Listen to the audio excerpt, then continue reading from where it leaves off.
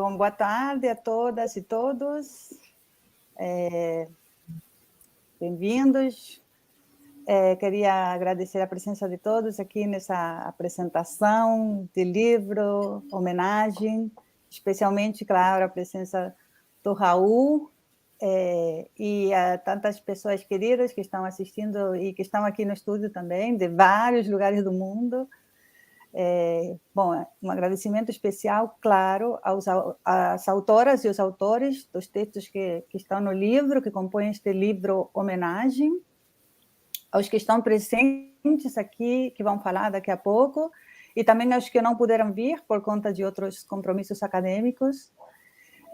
Graças a essas excelentes contribuições de todos vocês, que eu posso dizer sem nenhum pudor que o livro é excelente, é alto nível. Para quem não sabe, o livro está disponível para download gratuito no site da editora da Grumo. Eu vou colocar daqui a pouco o link na conversa ali do YouTube. Temos também alguns exemplares impressos, por enquanto não são muitos, a maioria estão na Argentina, mas teremos mais.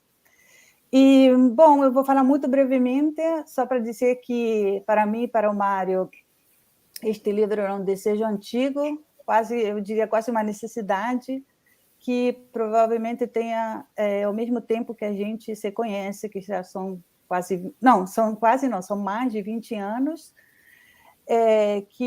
porque foi justamente naquela época, em 2001, quando ouvimos o Raul pela primeira vez, quando conhecemos ele na Universidade de Buenos Aires, na Cátedra de Literatura Brasileira, cuja titular naquela época era Florência Garramunho, e certamente aquela fala do Raul, assim como seus textos, atravessaram direta ou indiretamente quase tudo o que o Mário e eu fizemos depois, tanto que fizemos juntos, como a revista Grumo, que fizemos por muitos anos juntos, com a Paloma Vidal e com a Paula Siganevich, e que o Mário que eles três continuam fazendo.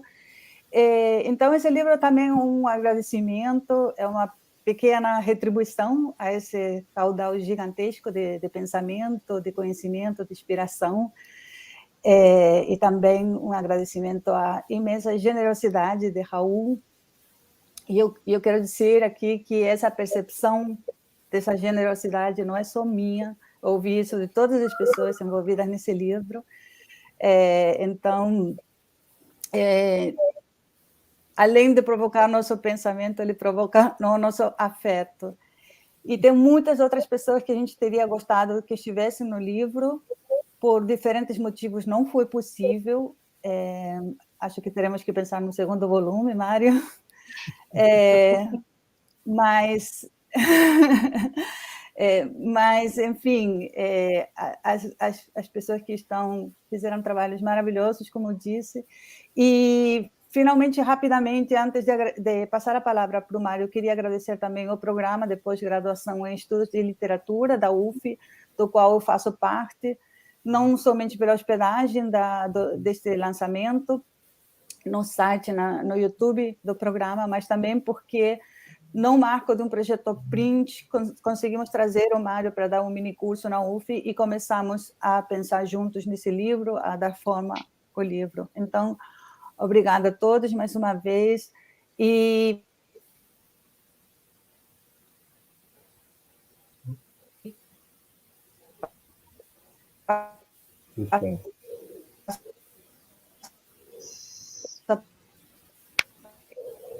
Bueno, tenemos problemas técnicos. Bueno, mientras solucionamos los problemas técnicos, como habrán visto, Diana, la imagen de Diana quedó congelada. Voy a continuar yo. También voy a ser muy breve. Voy a hablar en castellano, un poco respetando el espíritu que le quisimos dar al libro, ¿no? Quien ya tenga su versión en PDF verá que hay artículos en castellano y en portugués. quería decir tres o cuatro cosas, básicamente. Por un lado, reiterar que tanto para Diana como para mí, digamos, la aparición, podríamos decir, del pensamiento de Raúl Antelo fue muy significativa en nuestros desarrollos académicos, nuestras carreras académicas, nuestras lecturas, porque conocer a Raúl no solo es leer lo que Raúl escribe, sino ir a leer lo que Raúl lee también, ¿no? Que me parece que es todo un campo de autores y de escrituras que siempre Raúl consigue actualizar, ¿no? Para nosotros, ¿no? Como un trabajo de actualización permanente del pensamiento crítico, teórico y filosófico. En ese sentido, este libro forma parte de nuestro proyecto Grumo, como bien decía Diana, y quiero recordar que nuestro primer libro en Grumo fue un libro de Raúl Antelo, que se llama Crítica Céfala, que también, o sea, tenemos ejemplares, pero también se puede descargar de nuestro sitio web. Y el primer ensayo de ese libro se llamaba El guión de extimidad, ¿no? Un ensayo muy importante para pensar lo argentino-brasileño, ¿no? Y en base a ese libro y a ese ensayo, bueno, pensamos que el libro en homenaje a Raúl tenía que tener ese título, ¿no? Un guión de extimidad. En segundo lugar, nos interesaba que fuera un libro, ¿no? Y no un dossier, ¿no? Nos interesaba que quedara el testimonio de un libro y un libro como, lo pensamos como una especie de reader, ¿no? De reader del pensamiento de Raúl. Eh, y creemos que el resultado es muy satisfactorio porque hay una diversidad de enfoques muy significativa y muy amplia de las distintas eh, facetas y complejidades del pensamiento de Raúl, ¿no? Que es un pensamiento complejo, ¿no? Cuya escritura nos plantea, bueno, el desafío de atravesar y comprender esa complejidad, ¿no? Me parece que el libro tiene una función de, de ir pensando el pensamiento de Raúl, ¿no? Y también de funcionar como una suerte de introducción a ese pensamiento, ¿no? Eh, el libro es un objeto que va a quedar, ¿no? A diferencia por ahí de un dossier que finalmente se pierde en algún archivo de alguna biblioteca. Y en tercer lugar, lo que quería subrayar es que la diversidad de los aportes también significa pensar que no estamos ante meros y meras comentadores, comentadoras de la obra de Raúl, sino que las personas que participan de este volumen, de algún modo, también han sido tocadas por el pensamiento de Raúl, ¿no? En este sentido son eh, los pensamientos que desarrollan todos los colaboradores llevan la marca del trabajo de Raúl Antelo, ¿no? Me sumo a los agradecimientos que ya expresó Diana a todas y a todos. Fue un trabajo arduo para todos, ¿no? Hecho en pandemia, hecho por mail, con muchas comunicaciones. Es un libro gordo, ¿no? Porque tiene muchas páginas. Y, bueno, y también agradecerle a Raúl, ¿no? Y cierro con esto que dijo Diana, que su presencia fue muy importante, es muy importante, y de algún modo este libro es una forma de retribuir esa. Una vez Luz Rodríguez Carranza decía, bueno, Raúl lo entrega todo en cada texto o en cada presentación, ¿no? Esa es una de sus formas más claras de generosidad, ¿no? Entonces, de algún modo este libro busca retribuir esa generosidad intelectual. Ahora lo que vamos a hacer es invitar a las y los participantes a que digan unas palabras, y en el final, después de que pasen todos los que están, bueno, ahí le damos la palabra a Raúl por si tiene ganas de decirnos algo. De modo tal que yo invitaría ahora a David Pessoa, que va a hacer un comentario general del libro.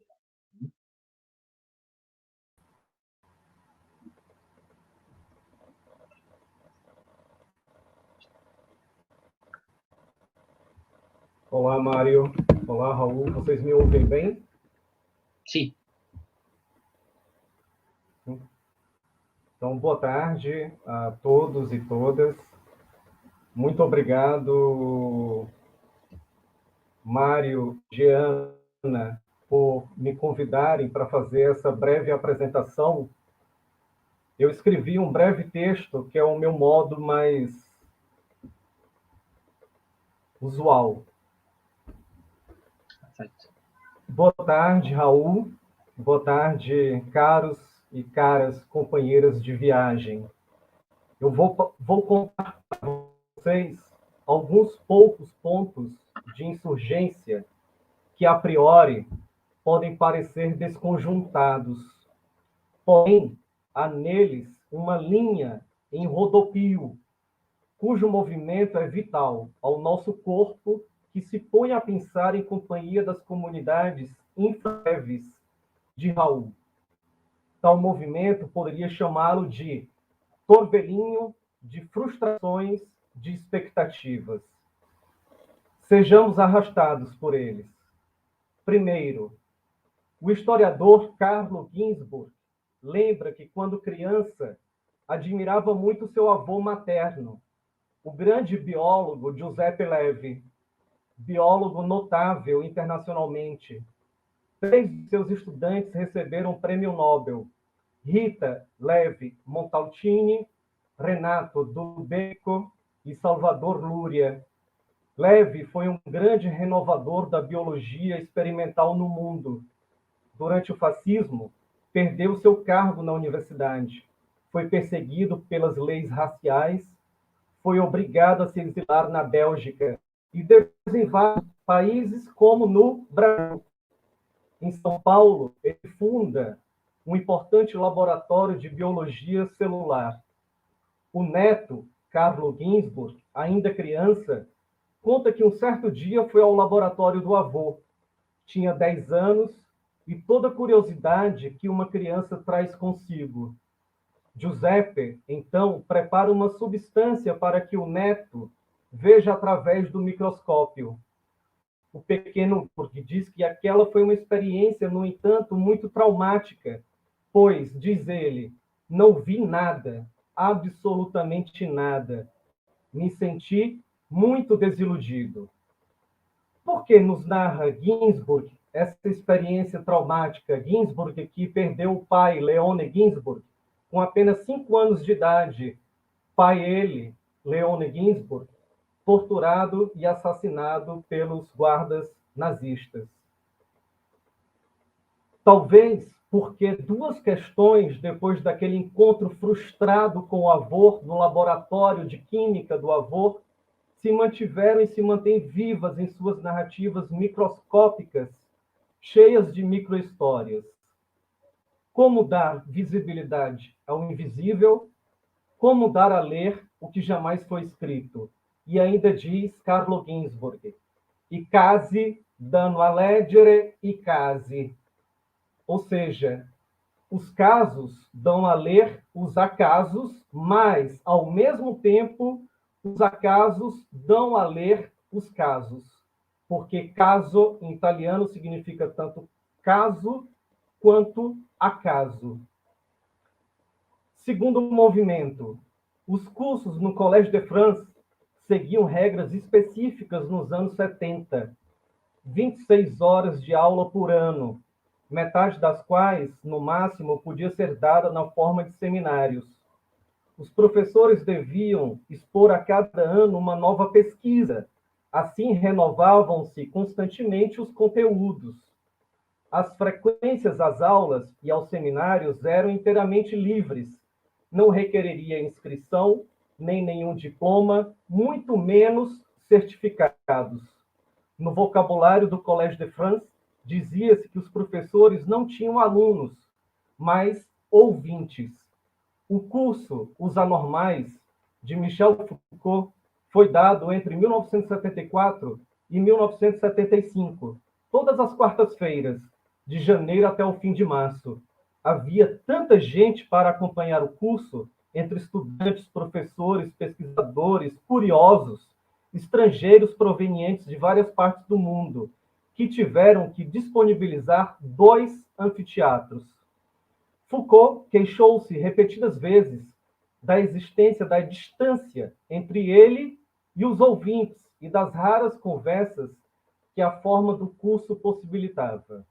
Ele esperava que os seminários pudessem abrir espaço para um trabalho coletivo. Fez várias tentativas nesse sentido, e nada. Ao fim dos encontros, dedicava um tempo longo para responder às perguntas dos presentes. Em 1975, Gérard Petitjean, jornalista do Nouvel Observateur, escreveu suas impressões sobre os encontros. Diz o jornalista: quando Foucault entra na arena, rápido, decidido, como alguém que pula na água, tem de passar por cima de vários corpos para chegar à sua cadeira. Afasta os gravadores para pousar seus papéis, tira o paletó, acende um abajur e arranca a 100 por hora. Voz forte, eficaz, transbordada por alto-falantes, única concessão ao modernismo de uma sala mal iluminada, pela luz que se eleva de umas bacias de estuque. Há 300 lugares e 500 pessoas aglutinadas, ocupando todo e qualquer espaço livre. Nenhum efeito oratório. É límpido e terrivelmente eficaz. Não faz a menor concessão ao improviso. Foucault tem 12 horas por ano para explicar num curso público o sentido de sua pesquisa durante o ano que acaba de passar. Então, compacta o mais que pode e enche as margens como esses missivistas que ainda chegam ao fim da folha. 7h15 da noite, Foucault para. Os estudantes precipitam para sua mesa, não para falar com ele, mas para desligar os gravadores. Não há perguntas. Na confusão, Foucault está só. E ele comenta, Foucault: é bom poder discutir o que propus. Às vezes, quando a aula não foi boa, pouca coisa bastaria, uma pergunta para pôr tudo no devido lugar. Mas essa pergunta nunca vem. De fato, na França, o efeito de grupo torna qualquer discussão real impossível. E como não há canal de retorno, o curso se teatraliza. Eu tenho com as pessoas que estão aqui uma relação de ator ou de acrobata. E quando acabo de falar, uma sensação de total solidão. Essa constelação de acontecimentos me fez pensar nos anos em que pude acompanhar vários cursos de Raul Antelo na pós-graduação da UFSC, ao lado de muitos amigos e de diversas gerações. Boa parte deles também professores e pesquisadores como nós. Na França, nos anos dos cursos de Foucault, buscava-se a liberdade e a metamorfose no processo de transferência do saber.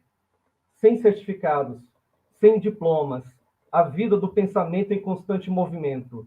Ainda assim, o encarceramento aos meios técnicos, os gravadores de então.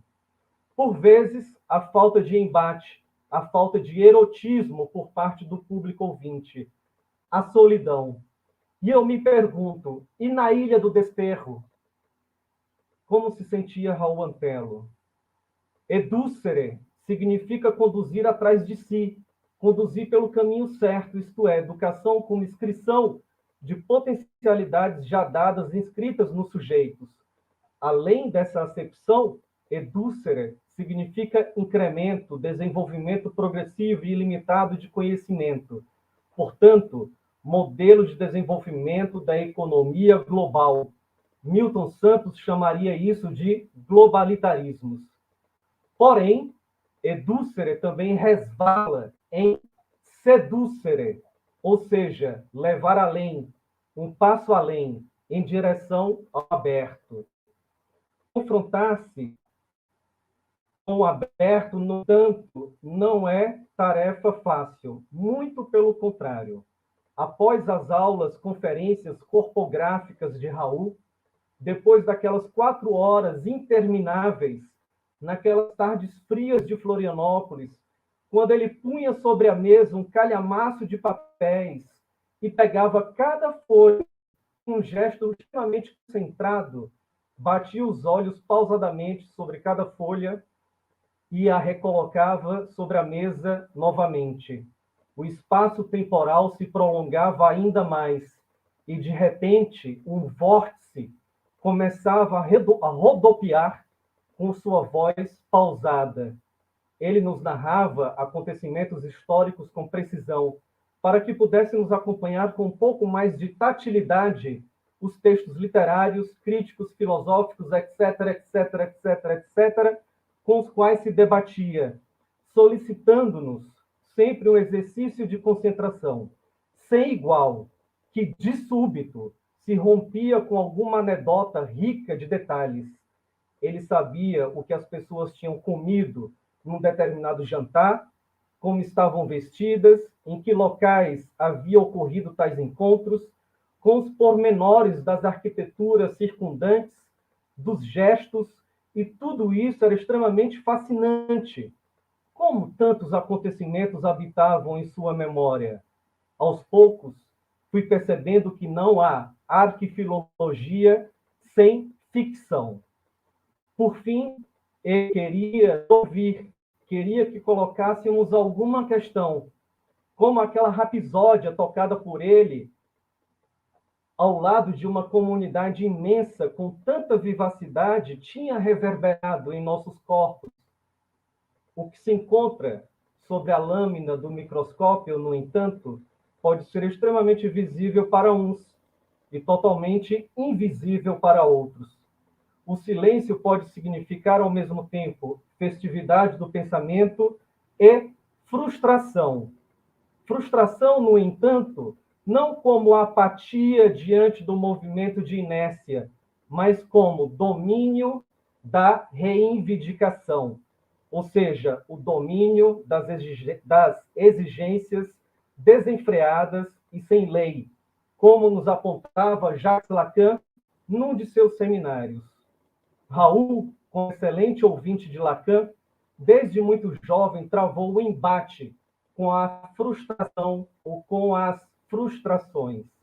A frustração paterna, isto é, de Héctor Antelo, que fora impedido de entrar no Colégio de Buenos Aires por ter omitido o nome Francisco durante o exame de admissão ao Colégio Nacional de Buenos Aires. O químico Héctor deixou de ver no microscópio, no entanto, a acepção de Francisco, francês livre. Francês livre?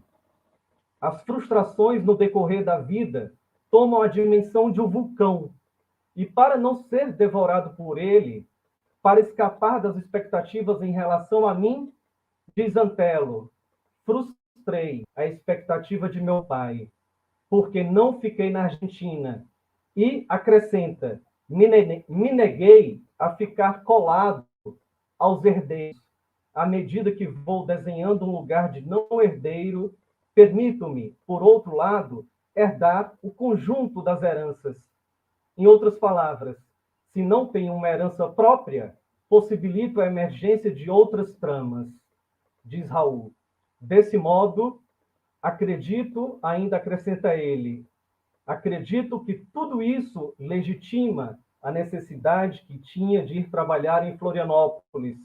E talvez mais grave do que isso, em certo sentido, que fracassando ali, no hipotético projeto redentor, ou seja, a modernidade ainda não havia chegado à ilha, comecei a ressignificar a minha vida. Ressignificar a vida. Pois bem, num daqueles hiatos silenciosos em sala de aula, que poderiam demorar segundos ou minutos, de repente Raul solta uma provocação, que está anotada em um de meus tantos caderninhos de sala de aula. Ser arrastado pelo desejo é outra coisa. Na aula seguinte, todos os estudantes queriam dizer algo, mesmo que algo ficcional, acreditando ser legítimo unir questões teóricas ali levantadas pela força do vento do vórtice a acontecimentos biográficos de suas vidas pessoais. Portanto, ficções. Eis o ponto oblíquo da questão aqui que eu estou querendo levantar. Terceiro movimento. Na correspondência fictícia entre Aby Warburg e André Jolle, lemos uma espécie de passagem da superfície ao fundo, através do auxílio simbólico da arte. E nessa passagem, os dois revelam o abandono de um esteticismo refinado e a insuficiência do paradigma indiciário de Morelli, de Giovanni Morelli, tão caro a Carlo Ginzburg. Visto que, mais do que a singularidade das unhas, é importante ressaltar a singularidade das mãos, ou seja, o problema movimento, na cultura do Renascimento. No entanto, junto ao problema do movimento, não podemos deixar de lado a questão do espaço, que Warburg e Jolle concentram no símbolo arquétipo da ninfa. E ressalto aqui a questão do espaço em relação ao movimento, pois ambos se desdobram na relação forma, patosfórmel e intervalo. E essa série diz muito da disposição prancha, hífen, mesa, sobre a qual move-se o pensamento de Raul e sobre a qual buscamos, cada um a seu modo, colocar em movimento as contraditoriedades entre forma e força nos ensaios do belo livro Um Guion de Extremidade, organizado por Mário e Diana. Há uma figura fundamental para os jovens, Warburg e Jolle. O historiador da arte alemão August Schmarson, que apresentara na aula inaugural da Universidade de Lipsia as suas ideias a propósito do conceito de espaço arquitetônico e de movimento. O texto fora publicado em 1894 com o título A Essência da Criação Arquitetônica. O opúsculo é um esforço para afirmar que a arquitetura, como criação espacial, é expressão da evolução de nosso sentido de espaço e que a percepção do espaço unificado surge no homem pela percepção de imagens em movimento. Schmarson dirá algo que produzirá efeitos nas mentes de Warburg e Jolle. O caráter da verdadeira criação arquitetônica não consiste, de fato, na forma, mas no fato de que ela é uma construção espacial e que nesta se sobressai o espaço interior em relação à forma exterior, e de que a arquitetura, entendida como criação espacial, pressupõe uma inclusão na delimitação espacial do sujeito, e que, mais do que a verticalidade de nosso corpo, o fator mais importante é a direção de nosso movimento livre. Schmarson dirá, portanto, que é a direção potencial do sujeito que transforma todo o percurso espacial num espaço vital, pois a direção é o movimento de uma força vivente através do espaço e, ao mesmo tempo, direção da vontade, que depende da diretiva do impulso. Como se vê, Warburg não passará ileso diante da leitura do opúsculo dessa aula inaugural, que abrirá espaço vital para que possa pensar nos movimentos das ninfas, como também na função que o pathos antigo assume nas figuras em movimento que delineiam não apenas um espaço real, mas também potencial, cuja figura de Ghirlandaio mostra-se singular. Raul Ghirlandaio, por sua vez, assim, nos solicita outra política do anacronismo. Em tempos de Babel, anacronismo e destruição. Ele escreve: ela implicaria ao mesmo tempo a inequívoca singularidade do evento e a ambivalente pluralidade da rede, na qual, através de uma constelação, esse acontecimento finalmente amarra-se no plano simbólico. E aí, amarrados ao plano simbólico, em diferimento, somos arrastados por uma exigência tão presente no livro, uma nossa participação temporal na temporalidade do presente de uma leitura que jamais se faz em si mesmado, mas sempre com a sintaxe do tempo com. Li os ensaios do livro organizado por vocês, Diana e Mário, movido pelo desejo de cada uma e de cada uma de vocês. Rita, Maximiliano, Nora, Maria Augusta, Analia, Max, Eduardo Jorge, Daniel, Fabiano, Luz Rodrigues, Adriana, Eduardo Sterzi e Verônica. E também pela frustração diferida sentida pelos jovens Carlo Ginzburg e Raul Antelo, pois não lemos uns aos outros apenas para conformar o que já supostamente sabemos a priori, mas sim para rearmar a política do anacronismo. E se de fato dar visibilidade à invisibilidade é aquilo que nos move, então Raul continua a frustrar nossas expectativas, o que, por outro lado, também requer que nós frustremos as suas expectativas. No tempo da diasporização do mundo, somos convocados mais uma vez a confrontar a herança, o que significa dizer confrontar a orfandade. O filósofo Máximo Cacciari nos relembra que a etimologia da palavra herdeiro vem do grego keros, que significa espólio, deserto, faltante, e que reenvia a órfãos, órfão. O peso da herança sempre irá nos sobrecarregar. Quem diz herança também diz orfandade. A cabeça do pai versus os filhos acefálicos. Peso para uns, alívio para outros. Como frustrar a expectativa da herança, portanto? Numa conversa que tive com Raul em 2017, você, Raul, apontava algo muito importante. Dizia a seguinte coisa: transgressão, heterogeneidade ou diferença são todos conceitos tributários do furo do real.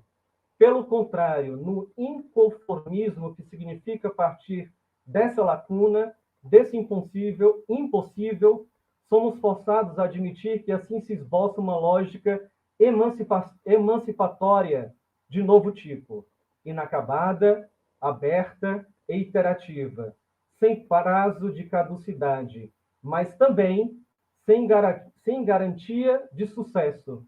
Por isso, mais do que a constatação conservadora de um de novo que nos impede a ação, ao nos imobilizar na certeza do retorno do conhecido, creio melhor ensaiar o bis, o encore, o da capo, baralhar e de novo, porque nada adquire nunca o estatuto de definitivo.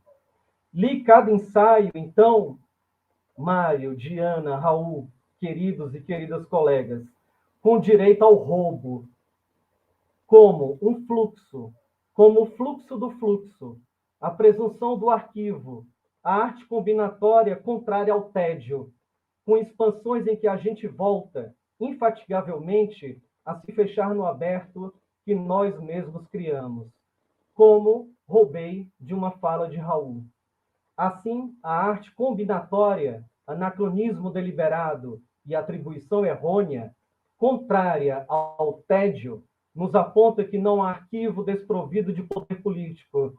No entanto, a arte combinatória não se dá sem a presença de uma comunidade pautada pela lógica do dispars, portanto, democrática, exato instante em que produz choques entre elementos contrários, isto é, raros e cotidianos, que fazem com que as larvas do cão se choquem com o consenso, com a conformidade. Como Raul apontou ainda numa entrevista publicada na Artive, em conversa com Josimar Ferreira, Lúcia Bahia e Sandra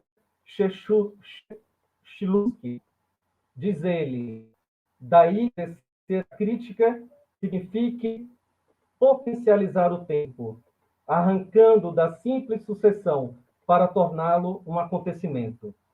Concluindo, acrescenta ainda, a rigor, quando penso nos objetos sobre os quais eu vou deitar o olhar, não parto de uma tábua de campeonato. Qual é o maior? Qual é o melhor? Isso me parece que decorre de uma compreensão a priorística, idealista, kantiana, mais tradicional, que pode não hesitar em dizer, por exemplo, que a Mona Lisa é a maior obra da arte ocidental. Eu posso tranquilamente me interessar por objetos aparentemente desprovidos de valor, cujo valor é meramente contingente, porque é o meu olhar que vai promover a mudança ao estabelecer uma conexão com os outros objetos. Não raro, alguns deles, sim, canônicos. Então, a ação passa por juntar 3 ou 4 objetos sem valor, mas sim juntar um objeto valioso, canônico, conceitual, com outro sobre o qual ninguém reparou, ou nem acharam que pudessem pertencer a determinada área. Parece-me residir aí a capacidade de contagiar outras leituras. Não se contentar com o consenso tem uma dimensão ética, porque acaba de algum modo nos angustiando. O crítico que não se angustia não me interessa, porque quem não se angustiar só vai poder desenvolver um discurso cínico. Manuel Ricardo de Lima, não por acaso, percebe numa resenha A Máquina Afilológica, livro recém-publicado pela editora da EDUSP, da EduERJ, aliás, diz Manuel na resenha, a ideia mais radical de Raul é devolver o pensamento ao pensamento, ou seja, a sua ilegibilidade, que é de onde ele provém, tal como o poema. Quando o pensamento ainda não pensa, mas existe em potência, quando o pensamento ainda pode pensar o impossível que é. Por fim, já me prolonguei, porém um guion de extimidade solicita prólogo de prólogos.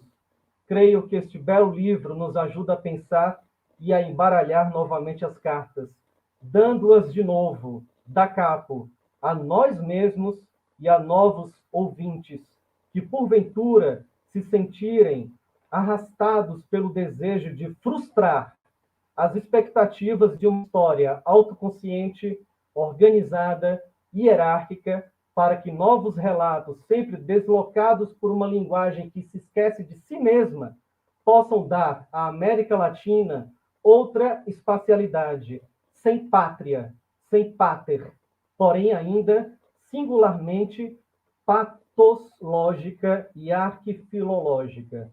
Agradeço demais a atenção de vocês. Graças, Raul, por tudo. Graças, Diana e Mário. E graças, amigos e amigas. Bueno,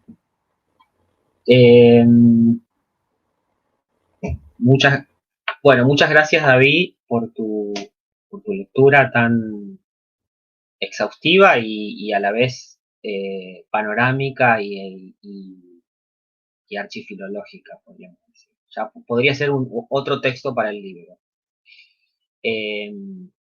Vamos a ir ahora a las palabras de los colaboradores, las colaboradores, y vamos a empezar siguiendo el orden del índice, como decíamos, y la vamos a invitar a Rita Lenira de Freitas Villeneuve.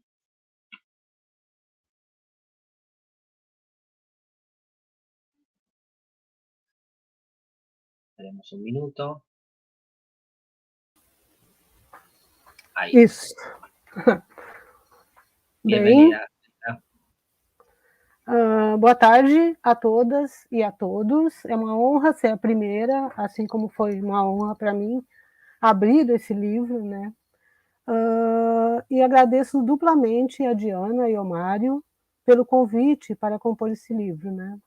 Na companhia de outros pesquisadores, em um conjunto generosamente bilíngue. E por estar aqui hoje também, com o professor Raul Antelo comentando o meu artigo. Diante da proposta, eu vou ler também, tá, gente? Porque para não me estender muito, tentar manter o tempo. Diante da proposta de abordar a gigantesca produção crítica anteliana, entendi que, seguindo a minha formação, precisaria mesclar imagens e linguagens e encontrar figurações emblemáticas, pontos altos, linhas de força de seu trabalho que figurassem como links em um mapa, sinalizando coagulações de sentidos, ou escorregadios sentidos. Então, considerando um longo tempo de convivência, compreendido entre o mestrado e o doutorado, numa sequência inventada, imitando uma cronologia, optei por trabalhar com 3 figuras / personagens. O pai Ubu, da peça de Alfred Jarry, o Macunaíma, da Rapsódia de Mário de Andrade, e, por fim, o artista Saltimbanco, sem nome nem lugar fixo, pensando em Baudelaire, mas extensível aos últimos trabalhos do próprio Raul, em uma espécie de teoria autoficcional. O título, então, ficou A Crítica em Imagens, Ubu Rei, Macunaíma e o artista Saltimbanco. Sem nenhuma pretensão totalizante e até explorando lugares comuns, aquilo que, quando falamos da escrita de Raul Antelo, de seus livros e de suas aulas, todos lembram. Montei pequenas reflexões por tópicos, abordando teorias e teóricos modernos e pós-modernos e dialogando com artigos que, de algum modo, apontam os limiares entre a literatura, a crítica e a imagem. Organizei-os em subtítulos, marcando cada bloco. Ubu Rei, a patafísica dos trópicos. Macunaíma, os mapas da errância. E o artista Saltimbanco, fissuras do tempo. Nesta combinação, simultaneamente guiada por minhas memórias e seguindo de longe certo calendário, montei uma espécie de tríptico que aborda questões filosóficas, espaço e tempo. E acredito ter dado a ver, como mostra singularização aleatória, ponta de um iceberg ou menu de degustação, traços importantes de um fazer, ou de um saber fazer, muito maior e impossível de sintetizar. Algo que os organizadores, Diana e Mário, no texto de abertura, inserem no plano amplo das políticas, da crítica, da imagem e do tempo. Trabalhei com os livros Tempos de Babel, de 2007, e Ausências, de 2009. Também, obviamente, com o muito conhecido Na Ilha de Marapatá, Mário de Andrade lê os Hispano-Americanos, que foi publicado em 86, e com Literatura e Revista, de 84. Além disso, citei brevemente a Algravia, Discursos de Nação, de 98, e Maria com Marcel, de 2006. Os artigos mais explorados foram Brasil Bárbaro Barroco, uma genealogia local, de 2000, publicado em Leiden, o artista Saltimbanco, a fundos, apresentado em um evento na Universidade Federal de Santa Catarina, em 2019, e o autoficcional Me Arquivo, publicado no Boletim de Pesquisa Nelic, em 2011. Por fim, trouxe alguns trechos de uma entrevista feita por Davi Pessoa em 2017, intitulada Exigência, Formar Novamente a Vida, que saiu na revista Polichinelo. Muitos outros autores de referência e demais publicações de Antelo constam na página final, perfazendo uma variada constelação. Mas tento comentar aqui, hoje, neste lançamento / homenagem, apenas os procedimentos principais de corte, recorte e montagem que me guiaram na produção do artigo, pois sua crítica também é um aprendizado prático. E Davi falou, educere, seducere. Nunca mais deixei de propor uma teoria poética ou uma poética teórica. Escritores, artistas, poetas também estão no texto, mas quero encerrar a minha fala com a leitura de um belo e muito conhecido soneto de Cruz e Souza, do livro Broquéis, de 1893. Este poeta, que nasceu na Ilha do Desterro, no final do século XIX, 1861, não foi citado no meu artigo. Achei que o simbolismo não caberia muito ali. No entanto, quando encontrei o poema, partilhado pela amiga e ex-colega do UFSC, Simone Cury, em uma rede social, disse a ela que o leria hoje, simplesmente porque achei que deveria ser resgatado em seus contrastes, cores, dores e fortes oposições, fazendo eco aos estudos antelianos de poesia, que eu não havia conseguido abordar no artigo. Então, eu leio o poema. O título é Acrobata da Dor. Gargalha, ri num riso de tormenta, como um palhaço que, desengonçado, nervoso, ri num riso absurdo, inflado, de uma ironia e de uma dor violenta. Da gargalhada atroz, sanguinolenta, agita os guizos e, convulsionado, salta, Gavroche, salta, clown, varado, pelo estertor dessa agonia lenta. Pedem-te bis, e um bis não se despreza. Vamos, retesa os músculos, retesa, nessas macabras piruetas d'áço. E embora caias sobre o chão fremente, afogado em teu sangue, estuoso e quente, ri, coração, tristíssimo palhaço. Caro professor Raul, deixo com estes versos que acenam talvez a um outro artigo no futuro próximo, juntamente com a minha homenagem e a minha admiração. Parabéns, Mário, Diana, Davi, que acabou de falar. Parabéns, professor Raul, e obrigada, colegas, companheiros de livro. Muchas gracias, Rita. Muchísimas gracias por tu intervención, homenaje.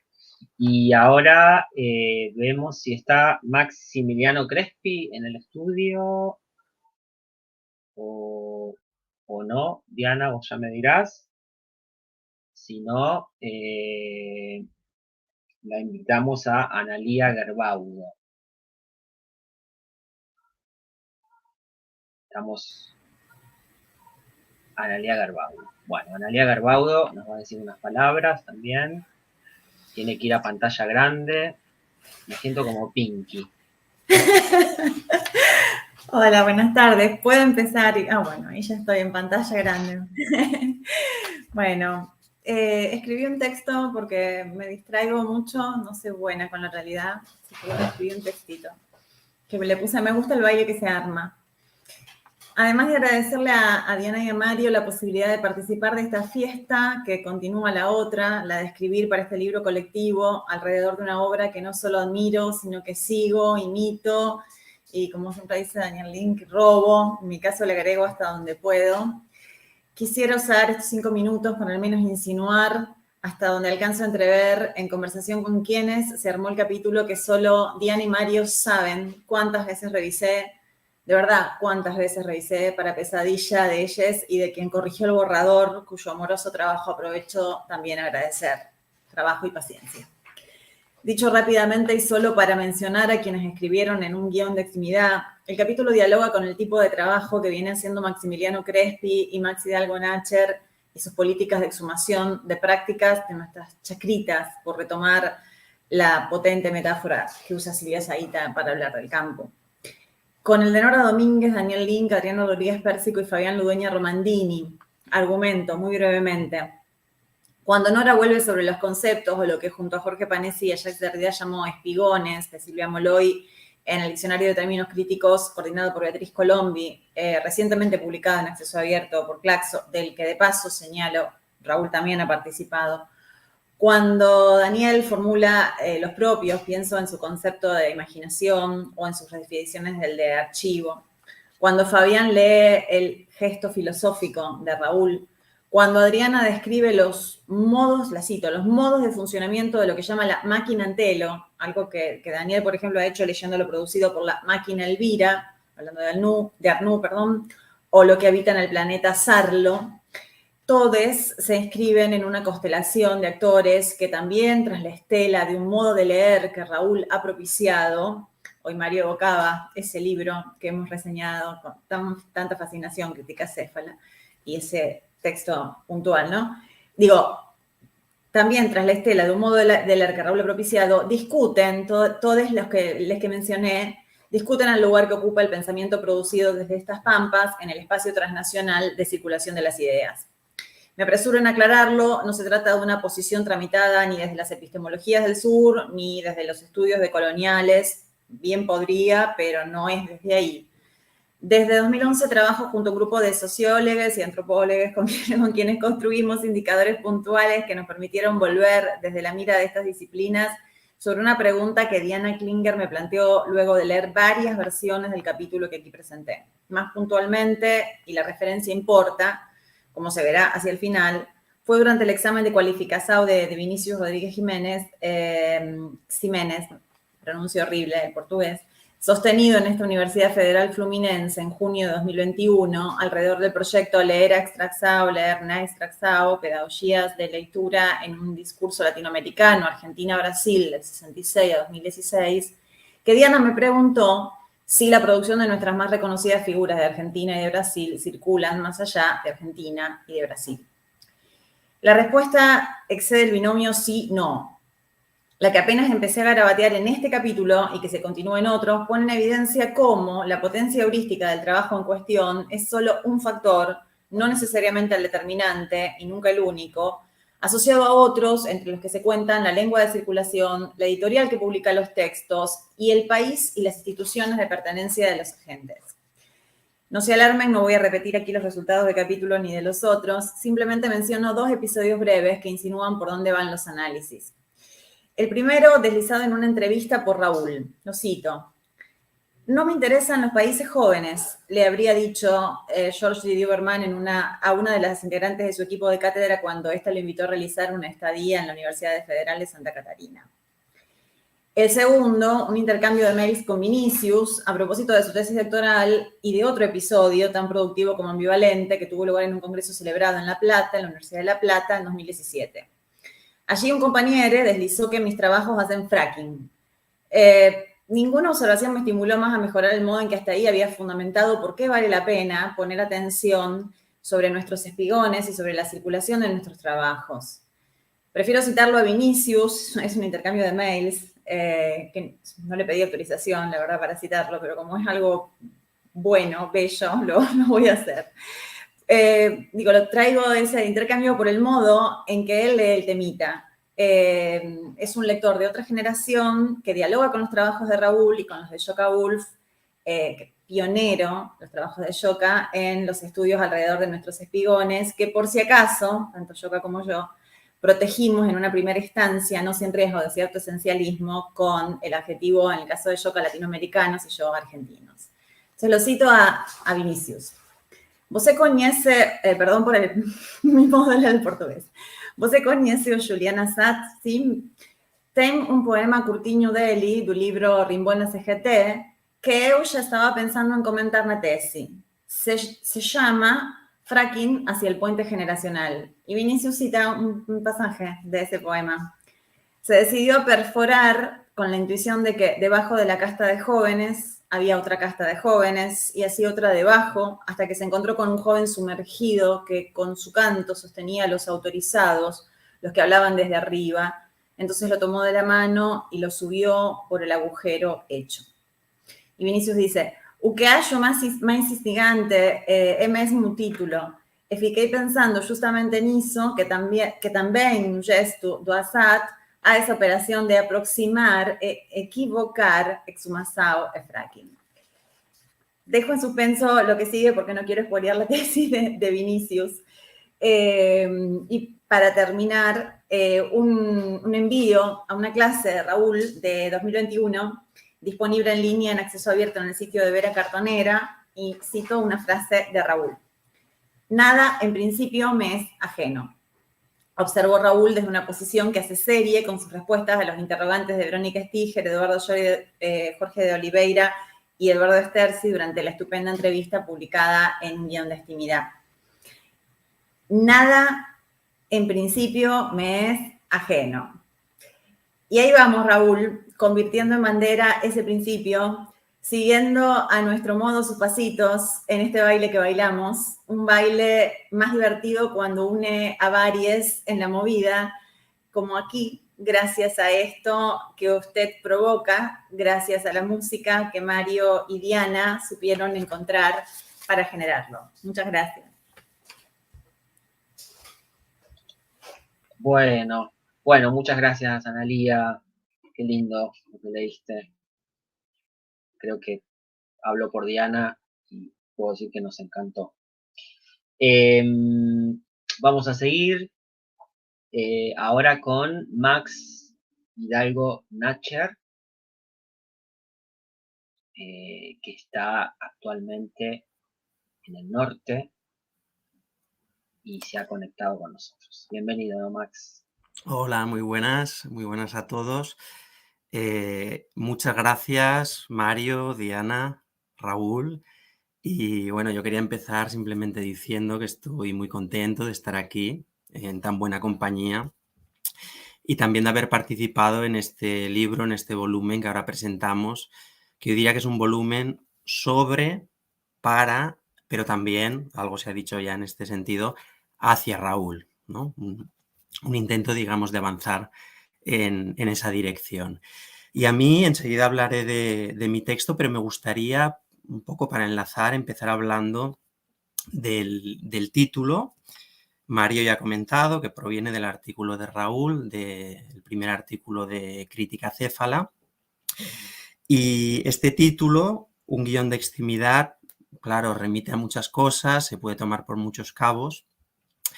Una de sus posibles lecturas, que es la que aquí me gustaría seguir, tiene que ver con lo que sería la distancia entre la escritura y la lectura, es decir, entre lo escrito y lo leído, que yo diría que es algo que emerge de forma palpable, de forma bastante evidente en la experiencia literaria de la modernidad. Como decía Lacan, en una frase que vuelve muchas veces en la obra de Raúl, que se diga queda olvidado detrás de lo que se dice en lo que se escucha. Que esto, desplazándolo ligeramente, podríamos decir también que se escriba queda olvidado detrás de lo que se escribe en lo que se lee. Ese guión que puntúa la distancia entre que se diga y lo que se escucha ha sido problematizado por Raúl de múltiples maneras, en múltiples trabajos, y yo diría que es ese guión justamente el que hace posible el volumen que tenemos y la reunión, digamos, que tenemos en estos momentos. Es decir, es el que habla esta dispersión o esta constelación que aquí nos reúne, y nos reúne justamente, yo diría, a través de diferencias. Dicho esto, en mi contribución yo básicamente he intentado, prolongando la lectura de Raúl, pensar un par de cuestiones. La primera cuestión sería una pregunta general por la operación crítica, es decir, ¿qué hacemos cuando sostenemos prácticas críticas, cómo pensar la práctica crítica. Y en un segundo momento, y a partir de ello, he tratado de introducir cuestiones que estarían ligadas al propio espacio nacional en el que me inscribo y entonces también a la tradición crítica, digamos, heredada en él y parcialmente heredada por mí mismo, que es el contexto español. Para hacer eso, lo que he hecho ha sido partir de una genealogía francesa, le podía llamar también, con Analía le llamo un cuento, que de hecho se podría remontar hasta el primer romanticismo alemán, hasta una figura como la de Friedrich Schlegel. Una genealogía, digo, en la que emerge justamente es este problema de la lectura y la escritura al cual me refería anteriormente. Tenemos a Schlegel, tenemos Maurice Blanchot, tenemos Derrida. Podríamos buscar, digamos, otras líneas, pero esa sería una que se podría construir.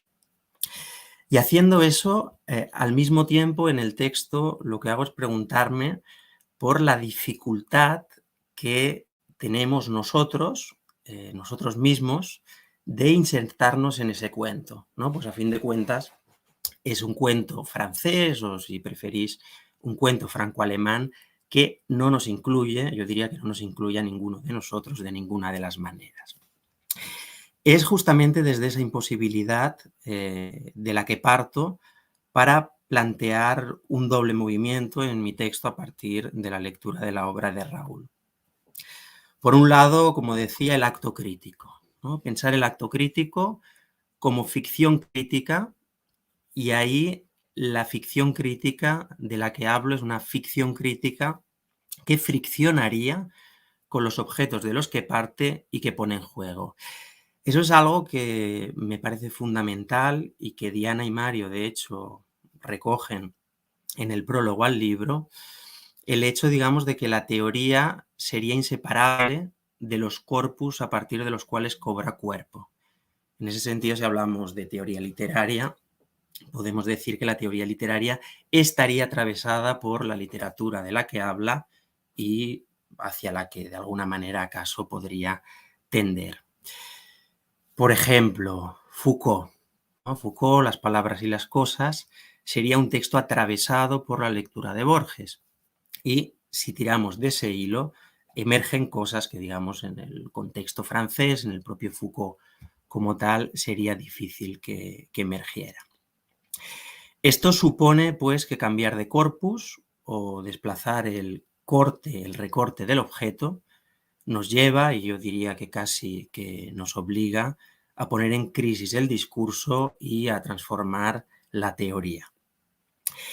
Eso por un lado. Y por el otro lado, digamos, en el texto que he escrito, he tratado de pensar algunas de estas cuestiones pensando específicamente en lo que sería la literatura española. Y la pregunta que me hago es cómo una mirada que podríamos calificar de afilológica o de archifilológica podría permitir exceder de una o de otra manera ese espacio nacional y los discursos y las disciplinas que hasta el día de hoy han determinado su existencia. Podemos pensar en algunas transformaciones de la crítica, de la literatura española, en la década de los 60, en la década de los 70, que están mediadas, pero generalmente esa mediación queda denegada luego en los estudios históricos y literarios, por autores, agentes y contextos y problemas también provenientes de Argentina, de México o de Brasil. Un caso muy conocido es el del psicoanálisis lacaniano, ¿no? En los años 30, en España, en Cataluña concretamente, Francesc Tusquellas fue uno de los autores que introdujeron la obra primeriza de Lacan, pero con el año 39, con la guerra civil y el exilio, se exilió en Francia, se convirtió en François Tusquellas y esa relación quedó cortada. Por supuesto, Tusquellas luego vuelve a enlazarse con Cataluña y con España, pero básicamente la introducción lacaniana en España vendrá de la mano de un autor como Masota y, en fin, de otros psicoanalistas y de otros críticos, pero vendrá de manera muy clara y con mucha potencia, podríamos decir, desde Argentina. En este sentido hay una tesis de Raúl que está al comienzo, en las primeras páginas de María con Marcel, que me gustaría recordar aquí, que tiene que ver un poco con algunos de estos gestos que estoy indicando. Es una tesis relativa a la modernidad y a la cultura periférica. Lo cito.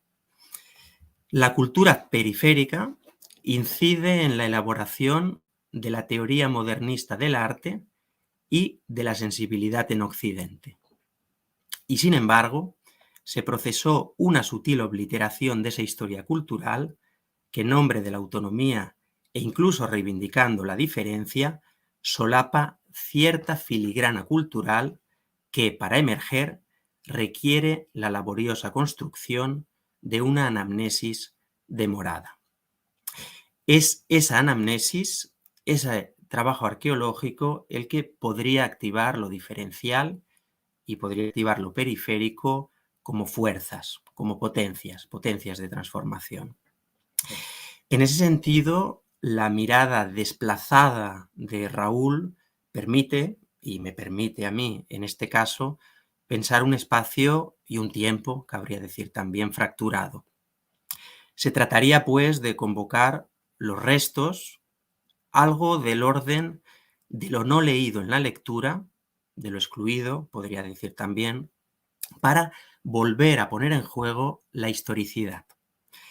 Se trataría, pues, de romper con un relato universal, con un solo verso, y romper también con un tiempo monológico, y ya que yo me refiero a España, con un tiempo monárquico, un tiempo monárquico es un tiempo que remite a una sola arjé, que es un solo mandato y es quizá también un solo mandamiento. Respecto a esta cuestión, el exilio, en tanto que exceso de la nación, juega un papel fundamental y lo juega, yo diría, especialmente en el caso español, debido a la larga dictadura franquista y a lo que de ella ha llegado, sigue reverberando todavía y sigue insistiendo hasta nuestros días. En fin, esto es una pequeña presentación de lo que he intentado hacer en el texto, en el cual trato de volver sobre una parte de la historia que en España nos ha sido hurtada y de esa manera tratar de abrir las disciplinas y los procedimientos críticos con los que trabajamos aquí, trabajamos allí en España, a un exceso que una vez más aquí con la obra de Raúl nos viene nuevamente, insisto, de Latinoamérica. Sería esto y, en fin, muchas gracias. Bueno, muchas gracias, Max. Hermosa tu intervención. Y bueno, tu texto es muy, muy potente. Vamos a seguir ahora con Eduardo Jorge, que nos habla desde, creo que el Coliseo, o por ahí cerca. Eduardo, ¿dónde está? Bienvenido, Eduardo. Benvenuto, Eduardo. Bom, muito obrigado. Sinto-me muito honrado de estar aqui nesta leitura, homenagem, ao lado de tantas e tantos colegas queridos e realmente gostaria de saudar calorosamente este livro que tem com tantas leituras que na verdade eu diria até que são partituras críticas, porque como o Davi muito bem pontuou no começo, tem uma ideia de jogo aí que se monta, que nos permite remontar, que vem também da imensa generosidade crítica da obra do Raul Antelo, né? É uma generosidade crítica que dispõe do desafio intelectual, que não se entrega facilmente, nem por um lado a dimensão puramente filológica no sentido da contabilidade, né? Aquela contabilidade das palavras, para ver onde um determinado autor errou, ou enfim, todo o serviço contábil, e nem também, por outro lado, a facilidade que algumas agendas, sobretudo anglófonas, né, consegue produzir um tipo de pensamento que sedimenta identitariamente gestos que não deveriam ser nada identitários. Então, a obra do Raul começa por aí, por essa dificuldade que ela não se entrega facilmente nem a um lado e nem a outro, né? Então, ficamos aí a captar este movimento, essa arquitetura que existe no próprio texto, e foi por isso que eu propus fazer uma leitura que, na verdade, essa leitura da obra do Raul vem um pouco das conferências do Raul, que sempre procurava estar presente na Universidade Federal de Minas Gerais, nas Abralix, enfim, onde fosse possível escutar o Raul, e essa dimensão de que uma voz também, porque o texto do Raul é muito interessante quando nos colocamos a ler em voz alta e entender que existe nessa dimensão teórica, nessas hipóteses que ele vai armando, existe uma voz aí, existe um texto para ser lido em voz alta que vem desse dispositivo da aula, desse dispositivo da conferência, né? Eu chamaria isso de um efeito cinematográfico, em que existe essa projeção da voz, que acho que foi muito bem motivado o livro de vocês, porque é o ponto de partida, né? Foi essa conferência do Raul Antelo, organizada pela Florência Garramunho, em Buenos Aires, ou seja, temos aí esse efeito, né, de uma voz que encontra uma espécie de fio teórico, mas cabe a nós lidar com cada um, como cada um pode, né, lidar com essa dimensão dos fios. E antes de entrar rapidamente no artigo, eu gostaria brevemente de ler uma pequena nota que faz parte dessas leituras do Raul, e justamente essa dimensão entre filologia, metodologia e essa organização do jogo. Porque, para resumir muito brevemente o artigo, eu tento lidar com essa dimensão do espaço do jogo, e foi muito bom ter entrado nessa sequência, logo depois do Max Hidalgo, porque ele falou justamente da anamnese, e o que me interessa muito nesse artigo é trabalhar essa dimensão da anamnese que existe na obra do Raul Antelo, sobretudo entre o Denkraum, do Abi Warburg, um espaço de pensamento, mas também um Spielraum, né? Ou seja, um espaço de jogo benjaminiano,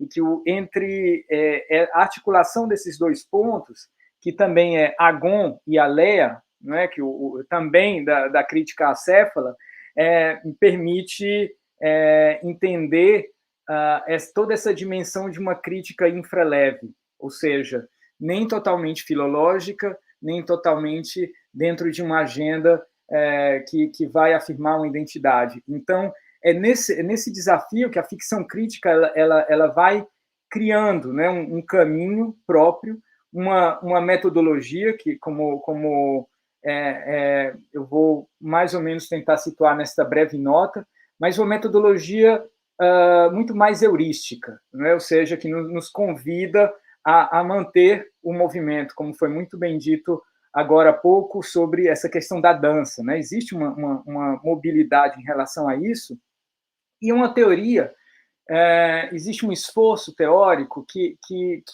mostra uma espécie de maquiagem da modernidade, né? Essa maquiagem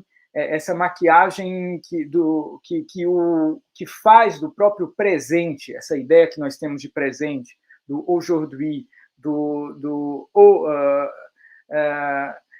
como uma maquiagem que se coloca com seus tantos ismos, né? Ou seja, são tantos ismos que foram colocados, né, no dadaísmo, no surrealismo, no próprio modernismo, que o Raul ele consegue desmontar essa maquiagem do presente e mostrar que justamente porque é uma maquiagem, que existe aí uma dimensão do anacronismo, que é totalmente política, e algo que também transparece no livro e na obra mais recente do Raul Antelo, que é essa dimensão, pelo menos, de um bilinguismo, que eu acho que o livro dá conta muito bem, em termos que, de certo modo, a América Latina ainda segue a linha de Tordesilhas, e isso me espanta muito, essa divisão entre espanhol e português, e acho que a obra do Raul Antelo, ou seja, um indivíduo crítico, ele consegue desmontar também essa dimensão, essa maquiagem linguística que está posta aí, pelo menos, desde alguns séculos, né? E aí, com isso, a gente consegue rearticular essas passagens entre o Brasil e o mundo hispano-americano, ou seja, eu acho que isso fica muito como uma questão, essa é uma questão que tem me tocado muito nos últimos anos, sobretudo porque, fora do Brasil, essa situação ela fica muito mais sensível, né, entre português e espanhol, e que isso se torna também uma luta política instalada dentro dos próprios departamentos. Então, é muito interessante perceber o jogo de sutilezas que existe nessa passagem, ou nesse bilinguismo, e nessa maneira de introduzir os objetos, não apenas dentro de um circuito nacional, mas de fazer um trânsito, talvez em um primeiro momento transnacional, para em seguida abolir uma ideia de nacionalismos identitários, entender esse nacionalismo muito mais modal, como diria o Haroldo de Campos, para fazer com que os objetos circulem de uma outra maneira. E é nesse sentido que eu gostaria de apresentar brevemente esse texto, né? E, de repente, uma possibilidade de redução dos desvios para imaginar um diário de leituras, mais atrelado ao corpo dos textos. Por onde começa o rigor? Pela filologia, isto é, pela operação contábil de erros e acertos durante um processo de edição, ou pela instituição de metodologias, isto é, por metacaminhos, meta-rodôs, com uma segurança de seguir uma orientação pelos mapas mentais e abordagens, ou mesmo pela articulação dos dois, filologia e método, no qual se pode, inclusive, se dividir como um indivíduo que lê sozinho, no espaço privado de leitura e de escrita, constituído em termos de um espaço único, semântico, para criar um corpo gravitacional teórico crítico, no qual os mais diversos objetos estão postos à prova, e depois no espaço comum, comunitário, entre os mais distintos leitores e não leitores, vamos incluir também aqui os não leitores, no qual, geralmente, a presença dessa leitura pública causa também surpresas textuais. E é nesse sentido que gostaria de falar da voz, né? Essa voz projetada como uma espécie de sala de cinema no meio de um grande conto, um raconto, onde se elabora uma forma narrativa aberta, totalmente que é um espaço aberto pela voz, um espaço vocal, que nós comumente chamamos de aula ou palestra, no qual o espaço íntimo da leitura ele é depurado em público, citado, e mesmo as surpresas são amortecidas por uma espécie de jogo. Então, foi com essa ideia de jogo que eu busquei situar o Raul nessa esfera, digamos, íntima que é também política. Estamos aí a vê-lo aí com a sua lâmpada, com os livros no plano de trás, ou seja, com essa dimensão com essa dimensão íntima do sujeito que passa para a dimensão que é íntima também, ou seja, esse indivíduo no espaço privado, mas que é público, e que vai também para um espaço comunitário que é íntimo.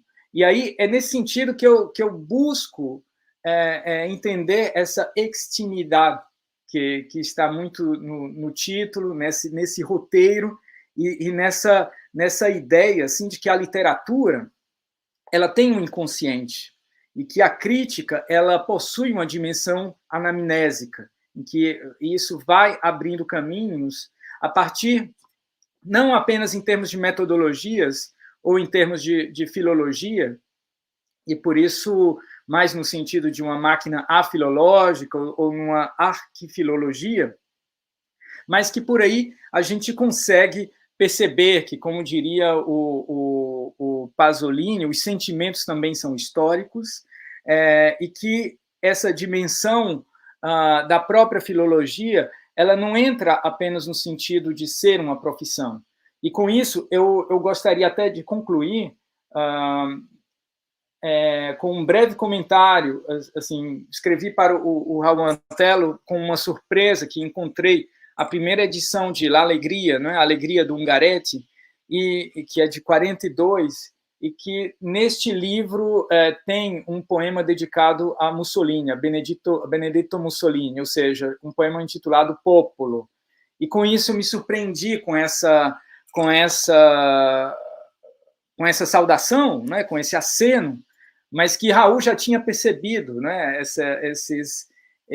alguns movimentos do Ungaretti que iam nesse sentido, e eu acho que existe aí uma percepção muito política nessa arquifilologia, em que nós conseguimos entender e ler, a partir de determinados textos, as contradições que estão colocadas nos sentimentos de cada época, ou seja, que o texto ele aciona afeto, que aciona uma cadeia de afetos, ele não existe apenas como um texto fixo, e é a partir desses afetos que eu entendo todo esse espaço de jogo que o Raul Antelo elabora ao longo dos seus textos. Então, acho que eu concluo por aqui essa breve apresentação, agradecendo mais uma vez a Diana, a Mário, a todas e a todos que colaboraram com esse livro belíssimo, a Raul Antelo, que sempre é realmente uma fonte de inspiração, no sentido em que não no sentido de tentar não no sentido, talvez, não no sentido de uma emulação, mas no sentido de dar sequência a esse jogo de leituras e essa dimensão política da crítica e da leitura de textos. Bom, muito obrigado. Muchas gracias, Edu, Eduardo. Bueno, muy buena tu presentación. Es verdad, ¿no? La cuestión de la voz y la cuestión de esa especie de puesta en escena de las conferencias de Raúl, ¿no? Pensaba en ese momento de silencio, justo antes de que se ponga a leer sin más preámbulos. Es un momento que abre mucho la atención y el oído de quien lo está escuchando, ¿no? Bueno, ahora vamos a seguir por Europa y nos vamos a desplazar a Bruselas y la vamos a convocar a Luz Rodríguez Carranza, que ya está con nosotros. Bienvenida, Luz. Estás muteada, como se dice ahora. A la vejez viruela todavía me olvido de abrir el micrófono. Bueno, chicos, muchas gracias por invitarme a participar al libro. y sobre todo también hoy por invitarme a participar de esta fiesta que estamos teniendo juntos, de vernos y de ver a Raúl y de estar un poco alrededor de su obra. Yo no voy a hablar, digamos, de nuestro largo comercio juntos, como dijo una vez un profesor mío. Digamos, no voy a hablar de nuestras largas aventuras juntas con Raúl, solamente recordar un chiste que un nieto le preguntaba al abuelo, abuelo, ¿cuánto hace que no salís de joda? Y el abuelo le contestó, y el chico dice, ¿viste? Y consigo que el abuelo haga de lobo. O sea, la manera de hacer lobo también sería preguntarle a Raúl cuánto hace que nos conocemos, digamos, ¿no? Bueno, hace muchísimo. Y además he tenido el privilegio, digamos, de leerlo a Raúl desde sus primeros textos prácticamente. O sea, leerlo y también el lujo de que él me leyera, en el sentido de que él me comentara, de que él me aconsejara y de que con esa generosidad de siempre, digamos, me diera todo el material que yo estaba necesitando en cada momento y en cada vez. Bueno, hemos estado juntos en no sé cuántos lugares, y bueno, pienso que seguiremos estando. No voy a hablar de la obra de Raúl porque, bueno, todos han hablado ya muchísimo. Además, pensaba que, digamos, tenemos poco tiempo todos, o sea que voy a hablar exclusivamente de mi artículo. ¿Y por qué? Porque hablando de mi artículo estoy hablando del hilo rojo que de golpe encontré en los textos de Raúl y que me di cuenta que era un hilo rojo que yo venía persiguiendo desde hacía muchísimo tiempo. ¿Cuánto tiempo, digamos, no? O sea, realmente de mucho tiempo atrás me he dado cuenta que ese era el hilo que me preocupaba. Es decir, todos sabemos que Raúl es el gran teórico de la imagen, sabemos que el tema de la imagen es uno de los ejes de la obra de Raúl, uno de los ejes que estructura la obra de Raúl, las imágenes de la modernidad. Pero paralelamente a la imagen hay en toda la obra de Raúl, digamos, la sombra. Digamos, y no cualquier sombra, sino la sombra de la imagen. Digamos, por eso que empecé de una manera bastante, digamos, bastante ridícula el título de mi artículo diciendo sombra terrible de la imagen, para referir, por supuesto, a la primera frase del Facundo, ¿no es cierto? Porque lo que hace Sarmiento ahí no es convocar una imagen, o sea, no es convocar una figura, que es la figura de Facundo, sino convocar su sombra. Y entonces ahí es donde me interesó ir realmente, cada vez que Raúl hablaba de sombra, o por lo menos cada vez que yo encontré, cuando Raúl hablaba de sombra, darme cuenta que la sombra no era la sombra del cuerpo, por más que estuviera a la imagen, por más que estuviera en el inicio, en el origen de la imagen. Todos sabemos la historia de Plinio, ¿no es cierto?, donde dice que la muchacha que quería conservar de alguna manera a su amado, lo hizo poner delante de una vela para poder dibujar, digamos, su perfil en la pared, con la sombra, para poder atrapar la sombra de su amado, digamos, ¿no? Pero justamente en el momento en que atrapa la sombra se va. O sea, la sombra desaparece y queda la imagen. O sea, es la muerte de la sombra, es la imagen. Entonces, a partir de ese momento, pretender recuperar esa sombra es una nostalgia, digamos, y una melancolía que no está en Raúl. O sea, eso es lo que yo quería marcar justamente. O sea, la obra de Raúl no es melancólica, sino que la obra de Raúl es una apuesta, digamos, a la acción. Es una apuesta a hacer, digamos, a hacer con eso algo. Es lo mismo que la definición del trapero de Benjamin, que dice buscar los materiales y hacer algo con eso.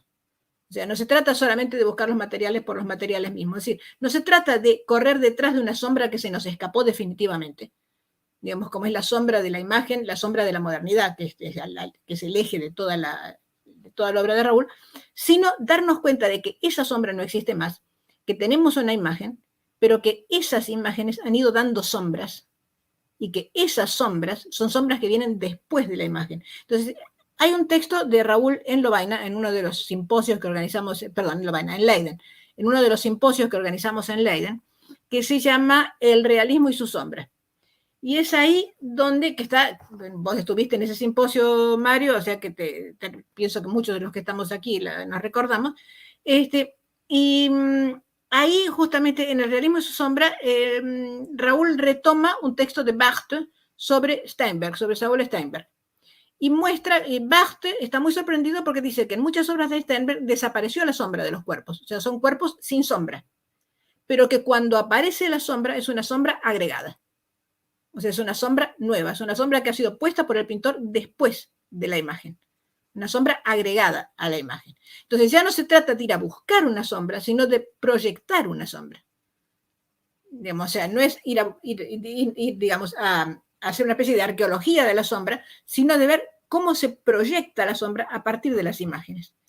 Entonces, en ese sentido, pienso yo que cobra toda su dimensión la famosa expresión de proyectantes de sombra, digamos, que Raúl toma en el libro de María con Marcel, ¿no es cierto?, donde él muestra perfectamente cómo hay dispositivos, tanto en Duchamp como en María, completamente diferentes. O sea, si bien están relacionados entre sí, por supuesto, los dispositivos, quiero decir, no María con Marcel, pero Duchamp se toma todo el tiempo para que se vaya creando esa sombra. O sea, el famoso infraleve de Duchamp, digamos, Raúl lo analiza como una cuestión de tiempo que pasa, de tiempo que va, digamos, dando cada vez más algo que parece una copia, pero que no lo es. Y ahí venimos a un concepto que para mí me parece central en la obra de Raúl, que es cuando algo se simula, algo se asemeja. ¿No es cierto? O sea, la idea de semejanza, digamos, que en realidad está mostrando una diferencia. En el caso de Duchamp, una diferencia temporal, ¿no? En el caso del trabajo de Sarmiento, la misma cosa, o sea, ir tomando elementos de copias, digamos, para trabajar con algo que por más que se asemeja, por más que se parece, se asemeja. O sea, paradójicamente, ¿no es cierto? Otra frase de Raúl, donde existe el simulis, semejanza, también existe el simul, ¿no es cierto?, que indica coexistencia entre elementos diferentes. Y entonces, si Duchamp tiene tiempo, María no tiene tiempo. O sea, María larga el fuego. ¿Y qué es lo que consigue María? Digamos, metiendo la cera, digamos, consigue la transmutación, la alquimia, digamos, la transmutación de la materia. Entonces, ahí hay una exhalación, Raúl usa la palabra exhalación. Hay una exhalación de la forma en otra materia. ¿No es cierto? Eso es lo que hace María. Y lo hace con fuego. María no tiene, es mucho más impaciente. No se olviden que viene del trópico. Entonces, es mucho más impaciente. Ella también está simulando ese trópico, digamos, que está viendo de lejos, ¿no es cierto? Pero esa exhalación es de alguna manera, y vuelvo al título del libro, es realmente la extimidad. ¿No es cierto? O sea, es la extimidad de una modernidad, es la extimidad, en el caso de María, de un artista, digamos, pero es la extimidad de esas imágenes, digamos, que están poniendo afuera todo aquello que no se ha dicho, todo aquello que no se puede decir, todo aquello que es una falta. Dicho de otra manera, la sombra como falta de la modernidad. Digamos, que solamente podemos encontrar gracias a las imágenes, por supuesto. ¿No es cierto? Y bueno, no hay que ser muy lacaniano para darse cuenta de dónde viene todo esto, ¿no? Entonces, en ese sentido, digamos, la extremidad como sombra, como transmutación de la materia de la imagen. Eso es todo lo que quería decir y les agradezco mucho que me hayan escuchado. Gracias, Luz. Muchísimas gracias. Muy, muy, muy lindo lo que presentaste. Bueno, ahora vamos a hacer un llamado muy especial.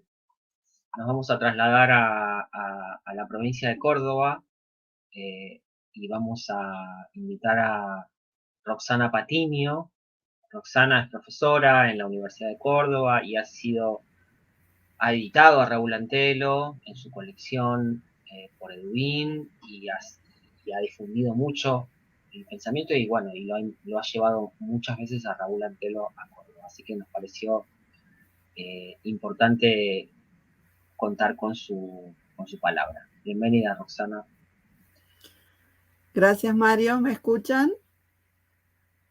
Bueno, en primer lugar agradecer a Mario y a Diana por la invitación en su momento a participar de este libro como una autora más. Algo que lamentablemente no pude hacer porque la pandemia me secuestró en una cantidad de actividades que no estaban previstas y no pude llegar con los tiempos. Me hubiera encantado compartirlo, pero tal vez en este momento me gustaría representar aquí a tal vez a un autor oculto de este libro que está en su densidad presente, en su ausencia, que somos todos aquellos, yo creo que por lo menos 2 o 3 generaciones, de aquellos lectores empedernidos que, según he podido imaginar, padecemos lo que yo llamo el mal de Antelo, que tiene que ver con, bueno, una trayectoria de la presencia de Raúl en nuestra Universidad Nacional de Córdoba, en el núcleo de investigación de literatura latinoamericana que él generosamente sembró a lo largo ya de más de 20 años, y que tuvo que ver con visitas, cursos, encuentros, generosos diálogos con nuestros tesistas que fueron y vinieron de Santa Catarina aquí desde sus estudios de grado hasta sus estudios de posgrado. A lo largo de todos estos años, esas trayectorias y esas generaciones, dentro de las cuales me incluyo, hemos intentado primero leer a Raúl fervorosamente y luego intentar, en vano, leer con Raúl, como decía Mario, es decir, tratar de leer todo lo que él había leído en cada artículo. Bueno, por supuesto, tarea ímproba e imposible.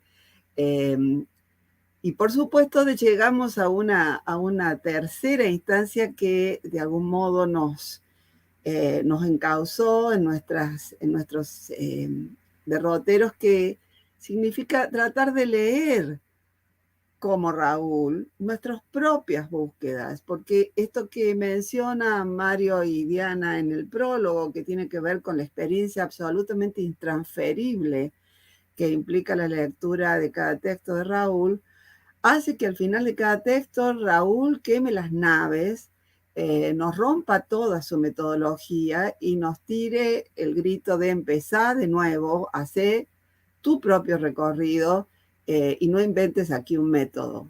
Y entonces tengo para mí la satisfacción en los últimos meses que Raúl ha compartido de encontrar investigaciones hermosas, densas, leyendo cómo de alguna manera ese bajo continuo de la presencia de Raúl en cada uno de esos textos de tesis de doctorados que han terminado y que se están terminando en nuestra universidad, y que nacieron tal vez, y puedo recordar algunas anécdotas, nacieron tal vez de una caminata improvisada en los bosques de Vaquerías, en Córdoba, con esas recomendaciones absolutamente generosas a esos chicos que después venían y me decían: mira todo lo que me dijo Raúl que tengo que hacer, no voy a poder hacerlo, pero estaban tan entusiasmados que la sola declaración de la impotencia de hacerlo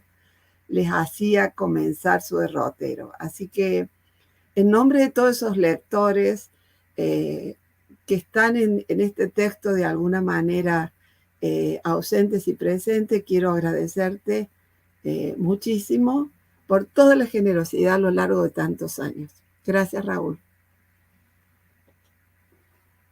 Bueno, gracias, Roxana. Voy a leer los colaboradores y las colaboradoras que participaron en el libro, pero no estuvieron hoy, no quiero dejar de mencionarlos: Maximiliano Crespi, Nora Domínguez, María Augusta Fonseca, Daniel Link, Fabián Ludueña Romandini, Adriana Rodríguez Pérsico, y con una entrevista Eduardo Sterzi y Verónica Stiger junto a Eduardo Jorge Questillo.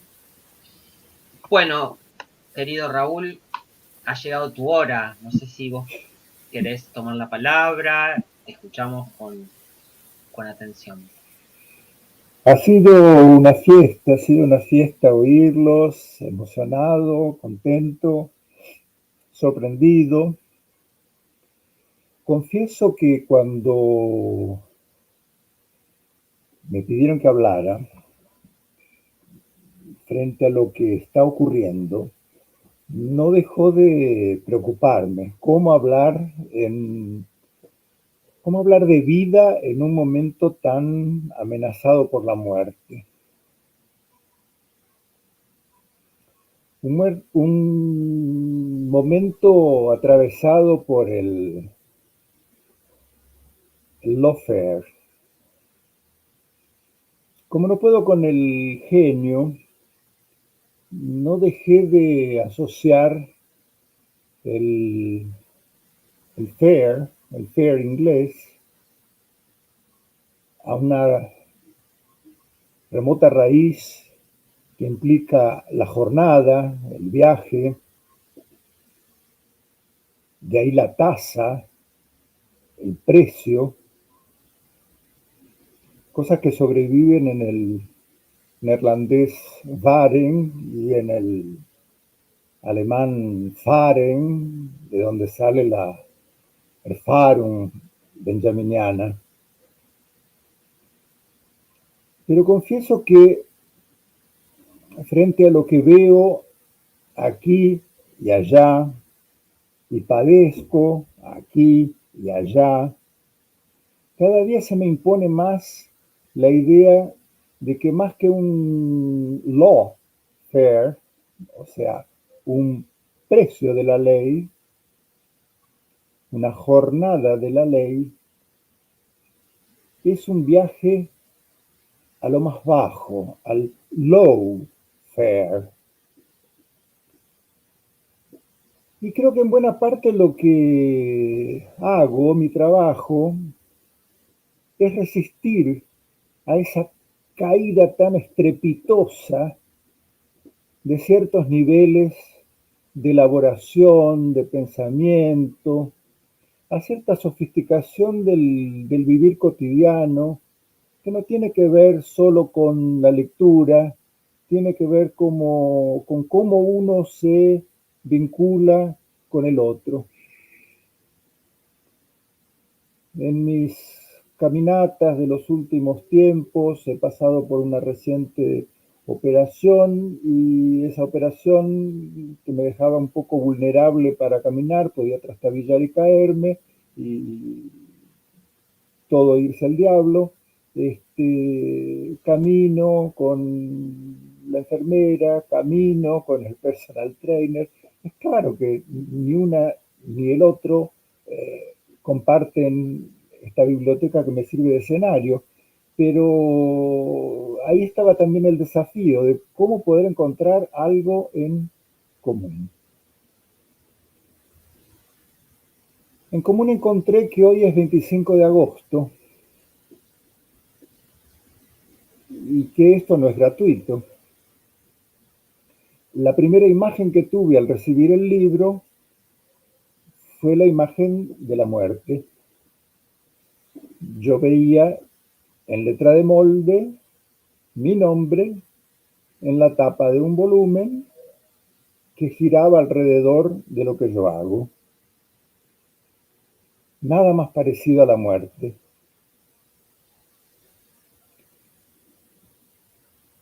Y cuando marcaron la fecha, 25 de agosto, no pude menos que recordar uno de los últimos cuentos de Borges.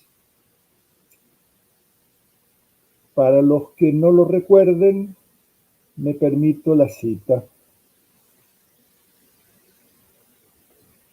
Bajo la despiadada luz me reconocí. De espaldas en la angosta cama de fierro, más viejo, enflaquecido, muy pálido, estaba yo, los ojos perdidos en las altas molduras de yeso. Me llegó la voz. No era precisamente la mía, era la que suelo oír en mis grabaciones, ingrata y sin matices. Qué raro, decía. Somos dos y somos el mismo. Pero nada es raro en los sueños. Pregunté asustado, entonces, ¿Todo esto es un sueño? Es, estoy seguro, mi último sueño.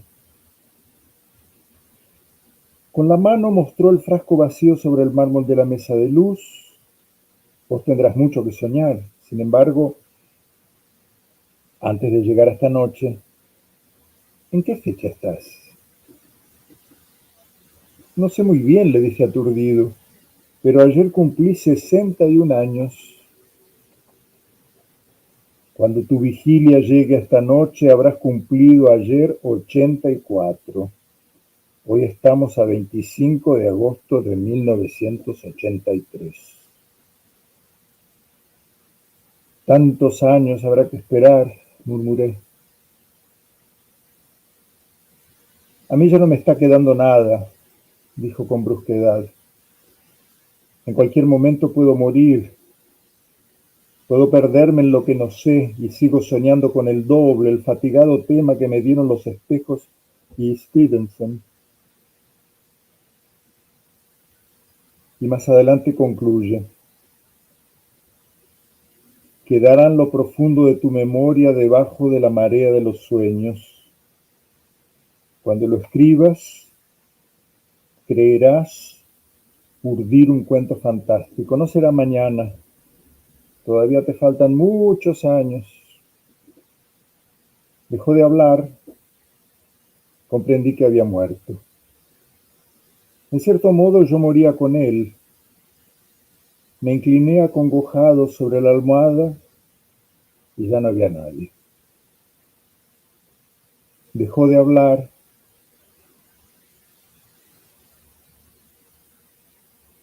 Huí de la pieza.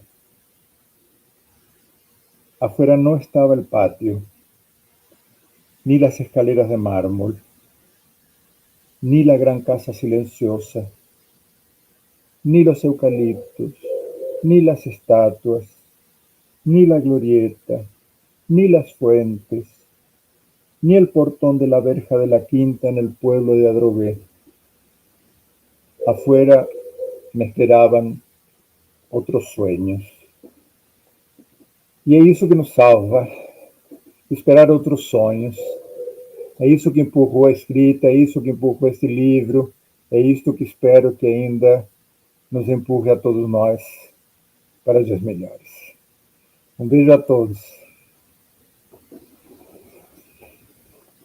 Bueno, Raúl, muchísimas gracias por traernos de nuevo este bello poema y bueno, por estar en el origen de este deseo de libro, ¿no? Creo que vamos a dar por cerrado el encuentro, la presentación. Esto queda grabado para quien lo quiera volver a ver. Es una presentación, es una fiesta, pero también de algún modo es como una suerte de seminario comprimido sobre Raúl Antelo, ¿no? Colectivo. Sí.